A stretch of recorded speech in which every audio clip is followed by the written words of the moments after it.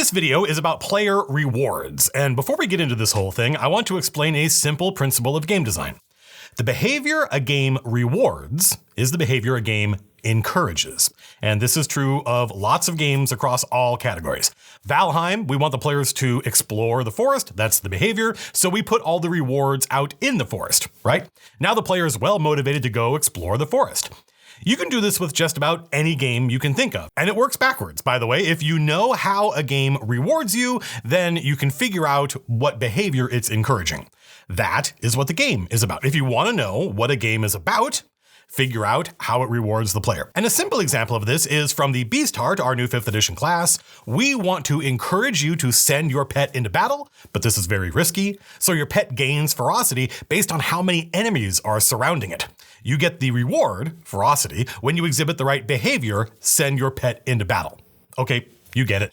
On with the show. I have now developed a reputation, and Jesus God, I never thought this would be true, as being D&D Tube's official 4th edition apologist. And I am fine with that. 4th edition is incredibly well designed. I think every edition since and including 3rd edition has been really well designed.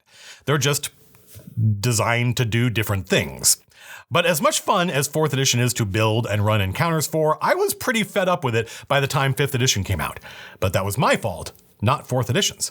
You see, 4E is really good at one thing. It is really good at heroic fantasy.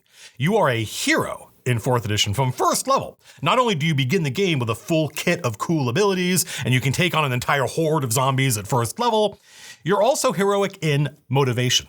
The game assumes your character is going to do the right thing for mostly altruistic reasons. That is heroic fantasy, as opposed to pulp fantasy, where the characters can be greedy or just curious or seeking fame and glory. 4th edition comes out at a time when I was at a new job and I was introducing a lot of new players to D&D. I thought it was exciting and definitely an improvement over 3rd edition, but the problem was I wanted to give my players a sense of what it was like playing in the 1980s when I started. And back then, the game was a lot more pulp fantasy than heroic fantasy. So I had the Village of Hamlet and the Moat House and Orlane and Against the Cult of the Reptile God and a few other low-level classic adventures prepared and seated around my local area, all converted to 4th edition. And every time I ran a new campaign, I would swap 1 or 2 adventures out to keep it interesting for me. It was a quasi-open world game. There were lots of adventures and rumors, and the players were free to follow whatever thread interested them. And for the most part, this worked. But it fell apart, please observe the title of the video, it fell apart when it came to rewards. 5th edition, by the way, isn't much better in this regard. This is something I've been struggling with now since 2008. But it wasn't until I started running Dusk that I really understood the issue. You see, in 4th edition, gold is basically useless, and magic items they're designed to be the least interesting parts of your kit. The game does not expect you to find or use gold or magic items in any meaningful way. Like the heroes in The Lord of the Rings, you are probably here because there's some existential threat to the town or the world, and you are expected to go out and try and save it. Aragorn, Legolas, Frodo, even Boromir they are absolutely not primarily motivated by loot, magic, treasure. In fact, they're trying to destroy one of the only magic items in the entire series, right? They are adventurers because they need to be to save the world. Your character in 4th edition can't be loot motivated because the game treats loot as an afterthought. Instead, the vast majority of your rewards come when you level up. In 4th edition, you get one sort of weak sauce ability from your ancestry, like Dragonborn can breathe fire a little, and then all the rest of your cool stuff comes from your class. And when you level up, you get more. All right, that probably makes sense to you, right? Because it's basically the same as 5th edition. Gold is basically useless, and the game assumes you will find very few magic items in your career. I think the rules assume you don't get your first +1 sword until 5th level. This idea that your character is motivated primarily by the desire to do the right thing, and if you just play out the adventure your DM has ready, you will level up and get new cool abilities, is surprisingly at odds with what I was trying to do in my 4E games. And this is why I did not like 4th edition. Because a lot of these old school adventures, there's no plot hook. There's never any reason given for going to the Moat House, for example. The expectation was as soon as you discovered there was an ancient ruin outside of town, you would want to go explore it. But not just out of curiosity or boredom. No, you were motivated to go explore that dungeon outside of town, no plot hook necessary, because you were motivated by loot. You wanted to get gold and magic items, and those are in the dungeons, so you risk your character's life. Then you discover someone in this dungeon is trying to summon Orcus, and all of a sudden you're trying to save the world. If only because that's where you keep all your loot. In classic D&D, you have an ancestry and a class. You can be an elven paladin or a human wizard or whatever, but you actually get very little when you level up. You get some hit points, your attacks and saving throws get better, and that's usually it. If you want to be able to do dope stuff, you need to go out and loot some ancient ruins and find magic items. And I vividly remember playing in the 80s and 90s and being hugely motivated by gold. It was a big deal, and yeah, part of that was being young and the fantasy of having money, but that is not why we were all so obsessed with finding more gold.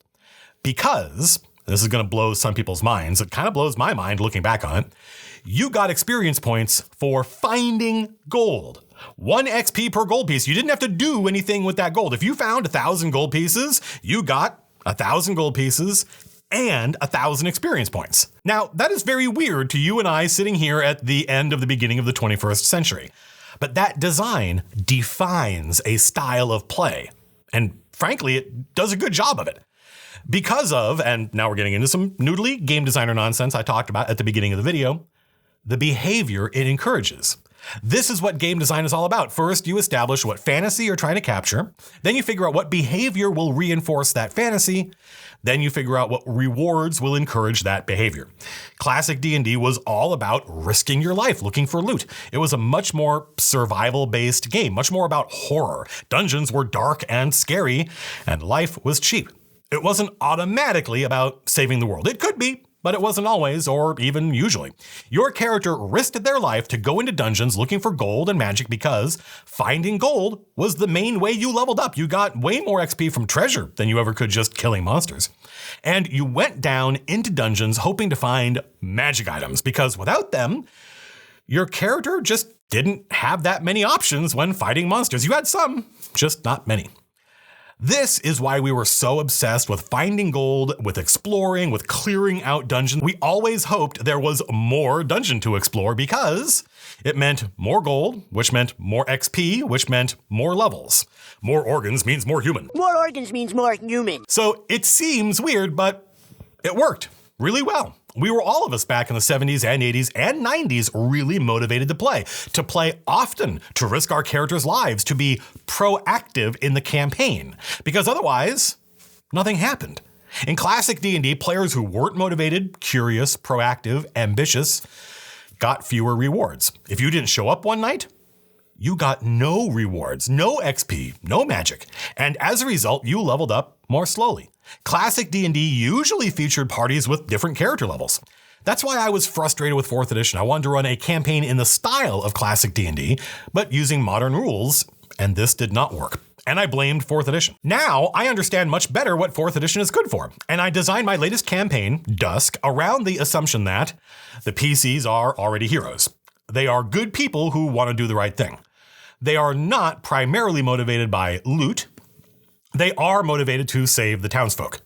And as a result, the game is smooth as butter. Everyone's having a blast. I'm having a blast. But when we first started, everyone was excited by their new characters and the new system, and we played several times a week.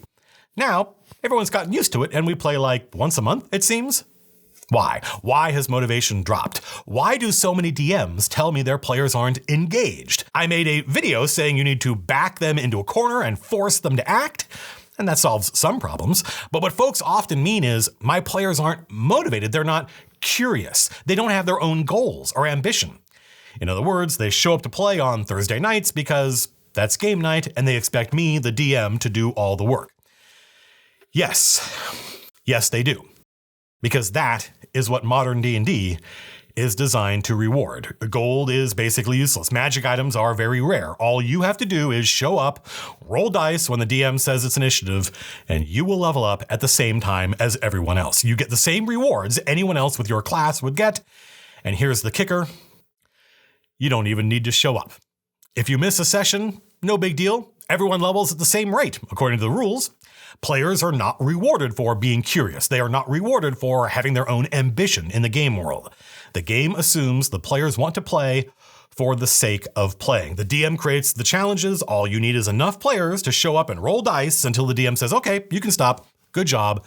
You level up. I think, and I may be in the minority here, that's fine. I think that's a problem. In fact, I suspect it is at the root of the my players aren't engaged question. Imagine two different groups in 5th edition. One is active and curious and motivated. The other is passive. They're having fun showing up and hanging out and rolling dice every once in a while, and so what if the DM is doing all the work? Would there be any way to tell at the end of the adventure, just by looking at their character sheets, which group was which? Maybe one group leveled up faster, but you wouldn't be able to tell that just looking at their character sheets. Maybe one group took more notes. That can be a sign of active, motivated players, but in my experience, note-taking is just something some players do, regardless of how motivated they or their characters are. I think the answer is basically no. You would not be able to tell the difference at the end of the adventure between the motivated party and the passive party, because 5th edition does not reward players for being motivated or curious or ambitious. This is not true. It's absolutely not true in classic D&D or even 3rd edition, really, I think. The motivated group gets more stuff. They find more stuff. They get more rewards. There are way more magic items on the motivated party's character sheets. The motivated party is higher level because they explored more and found more shit. We were intensely curious about everything in classic D&D. In fact, too much so. Since classic D&D rewarded curiosity, players were super curious. You often, as a DM, had to sort of break the fourth wall and shout, "It's just a painting!" Or, "No, there's no secret door here. Stop it." So, if I'm right, how do we fix this? How do we encourage our players to be more curious, more active, more ambitious, more engaged? Well, I think it's actually really easy. Identifying the problem is what took the time. I came up with all of this on Twitch during several different streams. That's what you get for not tuning in. Nice of you to tell me in advance. That's what you get for missing staff meetings, Doctor.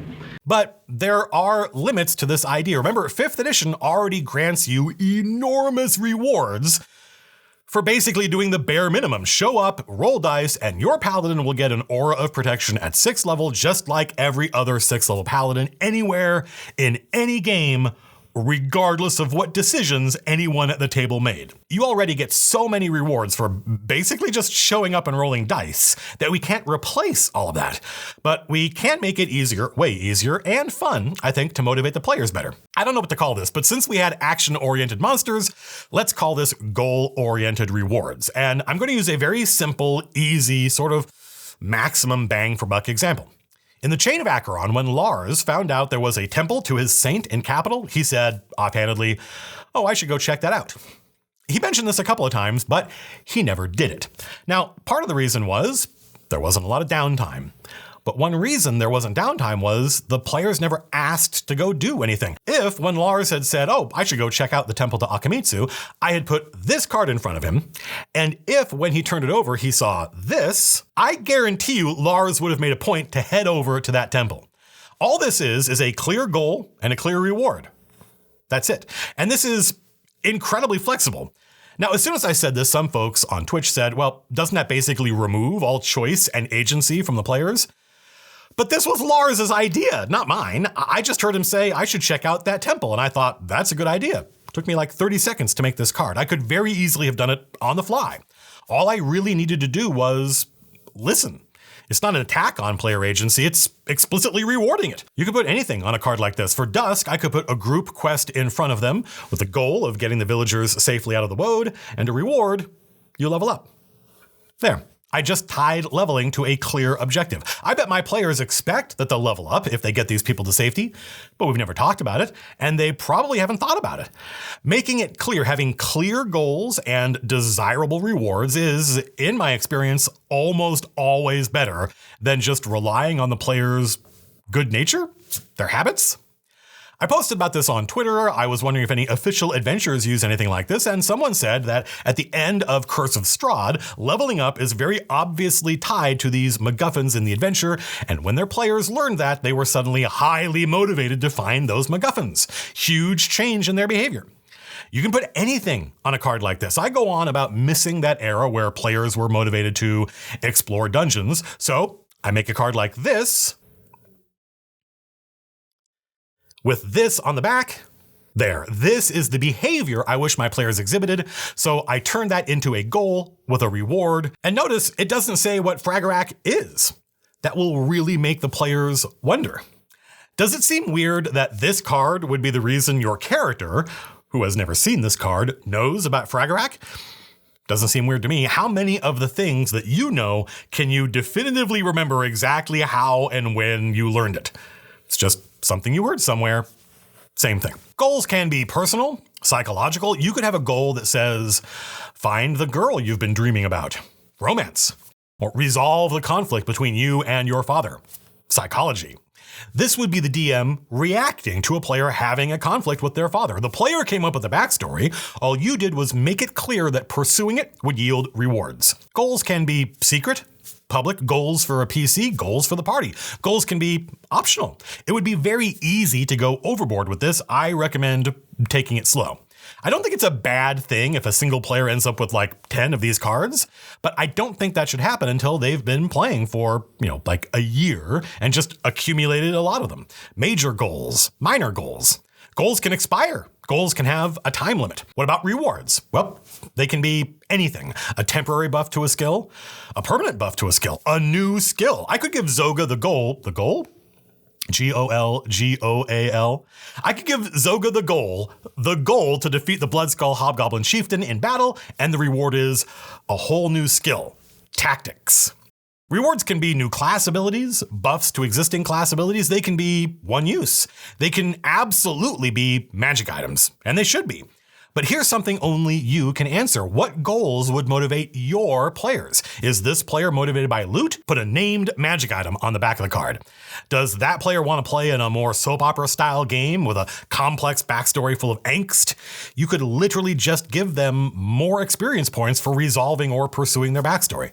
Just telling the player they will get a reward if they do something can drastically change their behavior. It can take something they thought about, that they assumed would happen if they just kept playing long enough, and turn it into something the player wants to make happen. And this is a much more engaged player. Different PCs could each have the same goal, explore the Temple of Primordial Chaos, but each PC has a different reward. At the end of that adventure, the players would come out with wildly different rewards than a different group. They would complete some goals, not others. They would get some rewards, not others.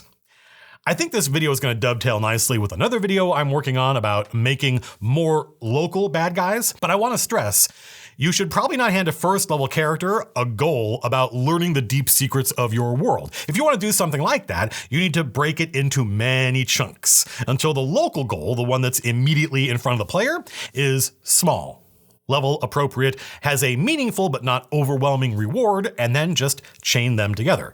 The player doesn't know where this is leading. One goal can set up the next right on the card. I mean, you don't even need to use cards, but it seems straightforward. How you link goals and rewards will depend on your table and your style. Some players expect a more direct link between the goal and the reward. Why did doing this get me that? Does this reward make a literal sense for this goal? Some players need the answer to be yes. Some don't. You know your players better than me. Goals can point directly to the next step in your adventure. They can be side quests. They can be unrelated to anything that's going on in the adventure. Goals can be personal, internal, or as big as the world. I think, to start with, like I said, less is more. If you overload the players with goals at the start, then they'll start feeling like the goals are running the show. But I think that's a sign that you've gone too far. Start small. Now, some of you don't have the kinds of problems that this solves. That's fine. I do not always have these problems with 5th edition, but I often do.